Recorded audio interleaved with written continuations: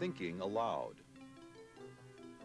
Conversations on the leading edge of knowledge and discovery with psychologist Jeffrey Mishlove.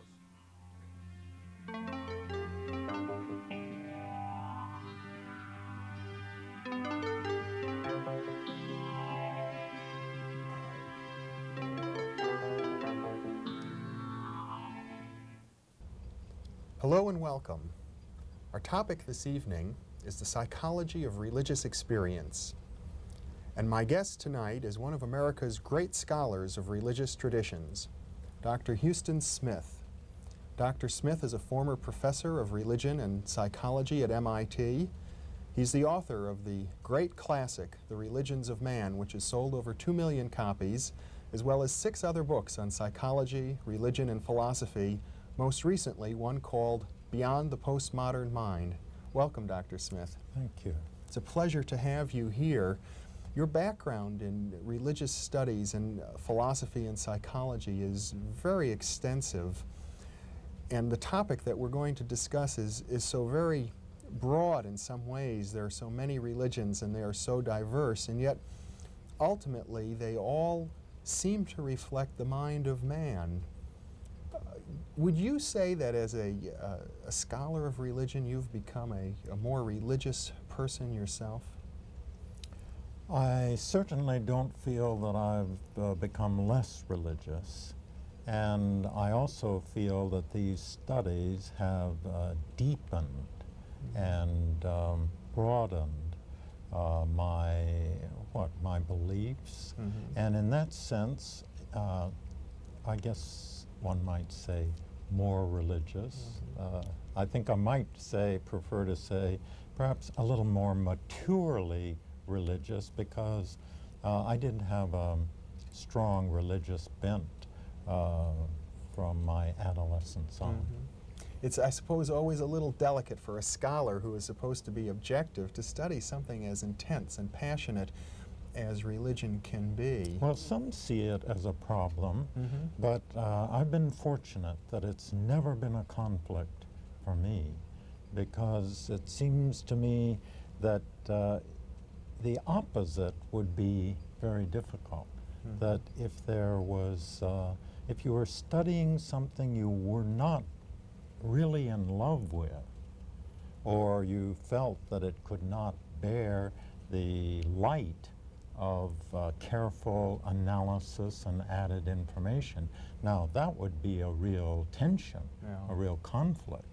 But it's been one of my blessings, I think, that I've been able to spend my professional life working on precisely what concerns me most. My first encounter in a personal or a deep way with the psychology of religious experience came from, of course, reading William James' classic. A wonderful book. In which he described his experiments with nitrous oxide and other drugs at the time. Right. Yes. And also very courageous and adventuresome mind. Also in the mid-'60s, reading a book by Timothy Leary and Ralph Metzner called The Psychedelic Experience, in which they attempted to create the analogy between the pantheon of gods in the Hindu and Buddhist traditions with the dynamic forces working in the subconscious mind. Yes. Well, that was a very interesting and indeed important, what shall I say, happening of our time, because this correlation and connection, it's a very delicate one, as we all know, but between artificially induced paranormal experiences and ones that come naturally, they can have, and do at times, have a great deal in common. Overlap, at least. A huge overlap, and the discovery of these substances, actually a rediscovery, because knowledge of them goes back at least 3,000 years and perhaps as much further than that. But the fact that we now know how they work on the brain has opened this up as a field of study which it had not been before. Mm-hmm. You were involved in some of the early Actually, work I at was that right time. at the eye of the cyclone. That was 1960, Mm-hmm. and I was teaching at MIT, and I had arranged to have Aldous Huxley come on an endowed program which enabled luminaries in the humanities to come to MIT. So I was his host for the fall of 1960 at MIT. And of course, he had written the book, The Doors of Perception, Yes. which was one of the opening books in this area. Describing his experiences with mescaline? Mescaline. Yes. Mescaline. Mm-hmm. And well, it just happened that that September, when Aldous Huxley arrived at MIT, was the exact month that Timothy Leary arrived at Harvard from Berkeley. Yes. And on the way, as you know the story, it's part of history now, on his way he took a vacation swing down into Mexico, and on the edge of a swimming pool one afternoon ingested 7 mushrooms, which opened up his mind in ways that totally startled, took him by surprise. Psilocybin mushrooms, I presume. That's right. Mm-hmm. That's right. And he had arrived at Harvard with a blank check. He was a research professor, had accepted an appointment as research professor in the Center for Personality Study, and he could pick his subject, whatever he wanted to work on. And the moment he had that experience, he was, of course, absolutely fascinated and mystified by how mushrooms could cause that kind of impact upon his mind. But he didn't know what to do with it, but he had read Huxley's book, and so I actually had a part in getting the two of them together, and it's true, for that fall, the three of us were very much in the ring in this matter. And this was at a time, of course, when these drugs were perfectly legal. Not only legal, but this was respectable. It was research at Harvard University. And one of the first things that they did was to, Leary did, was to mount an open study in which people would simply report their experiences.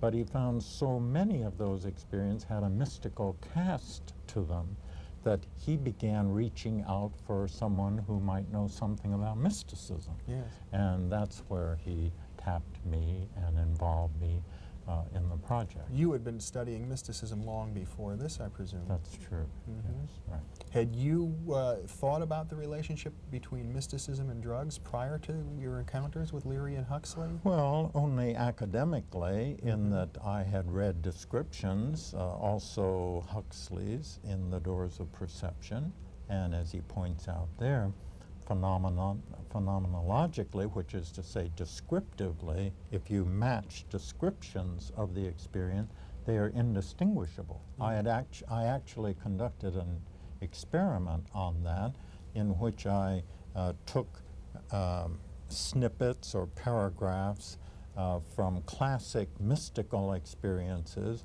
and then descriptions of experiences under the psychedelics, which were mystical. Of course, not all experiences under the psychedelics have that kind, but those that did, and then shuffled them up and gave them to people who were knowledge about mysticism and asked them to see to sort them in what they thought. Which came from the real mystics and which came from the drug users. Exactly.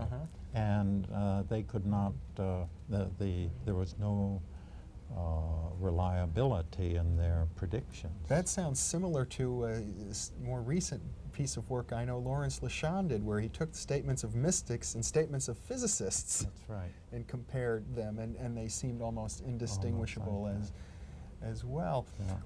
I'd like to add one other thing. So phenomenologically, which again means simply descriptively, one cannot tell the difference.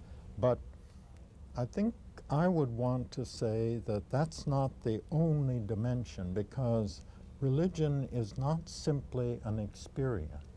Religion is a way of life. Yes. And experiences come and go, but quality of life is what religion is concerned with. So one has to ask also, not only do they feel the same, but is their impact on the life the same? Well, I think especially now that we can look back after 20 years from the original psychedelic experiments of that type, and you can see distinct differences between psychedelic cults and real deep religious traditions. So I think it's important that having touched on this subject, we not leave the impression that the two are identical in every respect. Simply descriptively, they are indistinguishable.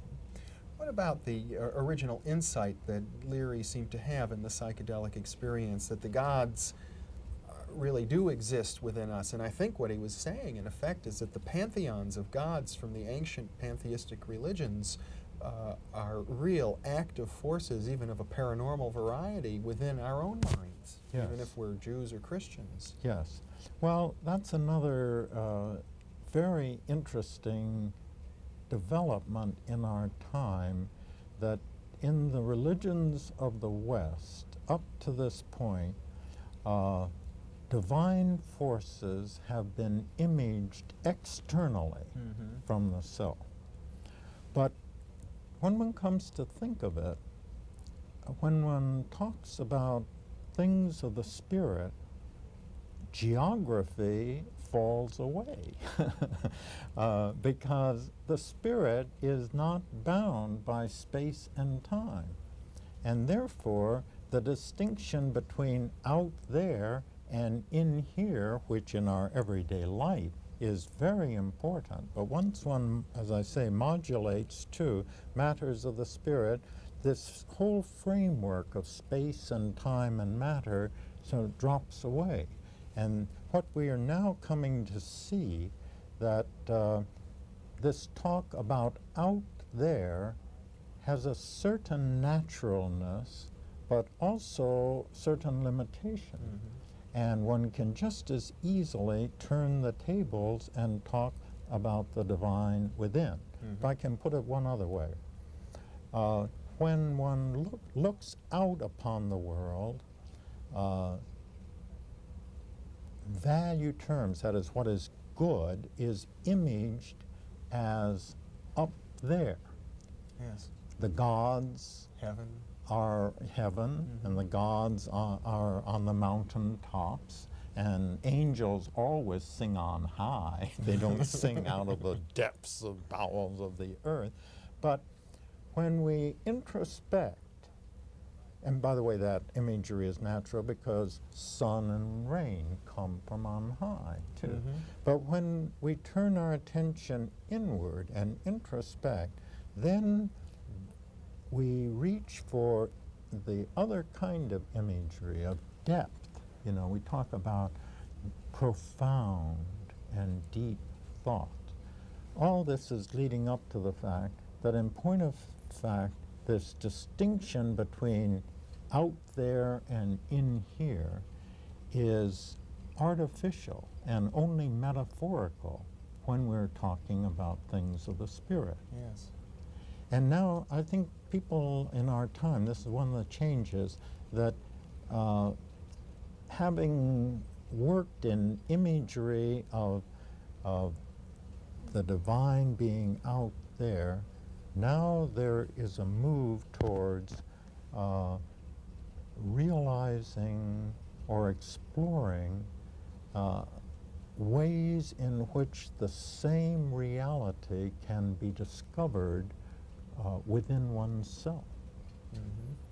Another related notion, I think, is the one originally developed by the sociologist Durkheim, the French sociologist, in which he suggests that religions are really representations of the group mind of a society, and that the god of each culture is an embodiment of the what he called the group mind, and he almost described that in ways that seem quite paranormal to me when you begin talking of a group mind, something like a Jungian collective unconscious. Mm-hmm.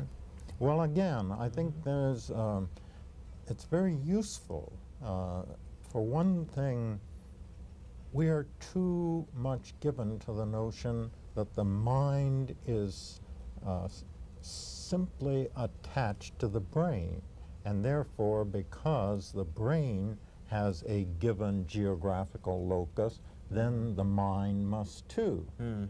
But I remember in a weekend conference down in Tucson a few years ago with Gregory Bateson. He posed to the psychologists Rollo May and who's the Carl Rogers, Oh, yes. and all those people were there. He said, "Where is your mind?" And it sort of took everyone aback, but what he was leading up to is it's quite wrong to think of the mind as lodged inside this skin-encapsulated ego, as Alan Watts used to call it, that the mind reaches out as far as one's environment extends in Bateson's notion. And of course, we can always go back to the arguments of Bishop Berkeley that the entire physical universe, that everything we experience, your TV sets, for example, exist only in your mind. Right. There's no other way to identify them.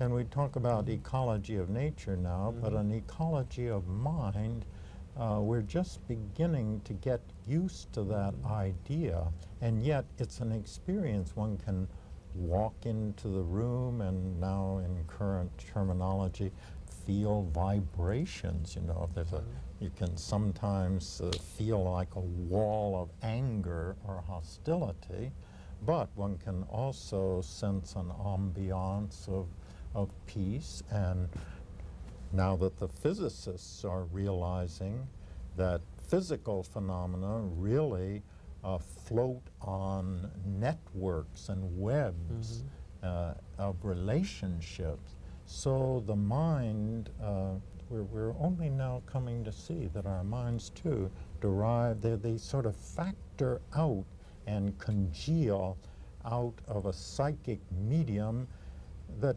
Durkheim, I think, was quite right in identifying.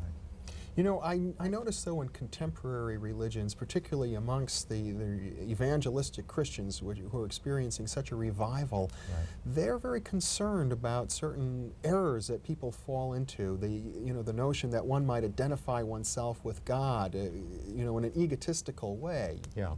How do you feel about that? Well, I think they've got a point, because, I mean, if someone comes along and says, I am God, it's perfectly reasonable to ask, well, your behavior doesn't exactly exemplify that fact.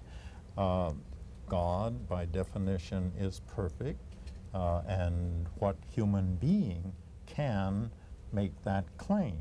So I think the ministers that you refer to have a good point, but it doesn't annul the concept of the divine within, which remains valid.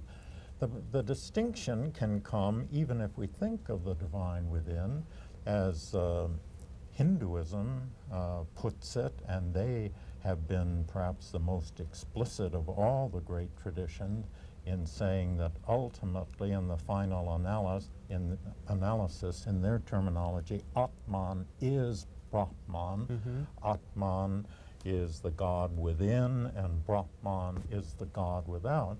But then they deal with the point you were raising by saying, well, a lantern may have a light, functioning light within it, but it may be coated not only with dust and soot, but in egregious cases with mud, to the point where that light does not shine through at all. So it's both things are true, but both need to be said in the same breath. Namely, I believe that it is true that in the final analysis, we are divine and are God, but we should immediately acknowledge how caked and coated we are with dross that conceals that divinity, and it's one's tempted to say an endless quest to clean the surface, to let the light shine through. We were discussing earlier in the program some of your experiences with some of the very primitive peoples, such as the Aborigines in Australia, and they're in their, I suppose, naive native religions, having a real sense of contact with this level of reality. Well, they do in two ways, Australian Aborigines. One is that they distinguish between our everyday experience and what they call the dreaming. And the dreaming is another level of experience in which they participate in the life of their ancestors and indeed the creation of the world. And I suppose we might call it a trance-like state, but they, that doesn't quite do it, because even in the midst of their ordinary life, why half of their mind, you might say, is still on or in this dreaming state. But then there's another way in which they're in touch with it, and this has to do with parapsychology, as we know the word, telepathy specifically. While I was in Australia, basically giving a series of lectures at all the universities there, but using my spare time to come in touch with the Aborigines. And so I sought out at every university the anthropologists who introduced me and put me in touch with them. And I did not, in that entire swing, meet an anthropologist who was not convinced that the Aborigines had telepathic powers. And they simply told me story after story when they would be with them, and then suddenly one of the persons say, I must go back to the tribe, so-and-so has died, and they go back. That's a strong statement coming from anthropologists who tend to be quite skeptical. That's right. Their theory was that, insofar as they had a theory, but the presumption was that these are normal human powers, but like any power, it can atrophy if unused, and also can be short-circuited if our conceptual mind doubts that it is real. So would you say there are some religious traditions that encourage the development and the cultivation of the psychic side of human beings more than others? Well, it's interesting. I would put it the other way, slightly differently. And that is to say that most of them believe that these powers are there and that they do increase as spiritual advancement occurs. However, they also warn against it and say, if you make this the goal, why, you're settling for too little. And also there are some dangers in, for one thing, this is a kind of a treacherous water where one has to, it's not totally benign, but also there's a strong temptation as these cities, as the Indians call them, powers. Yes. The powers become available to you, why people's heads get turned and they become egotistic in their abilities. And so in that way, it can be counterproductive to the spiritual quest. So the greatest teachers are quite unanimous in saying they come, but pay no attention to them. But aren't there traditions, the shamanistic tradition, the tantric tradition, which really do emphasize these powers?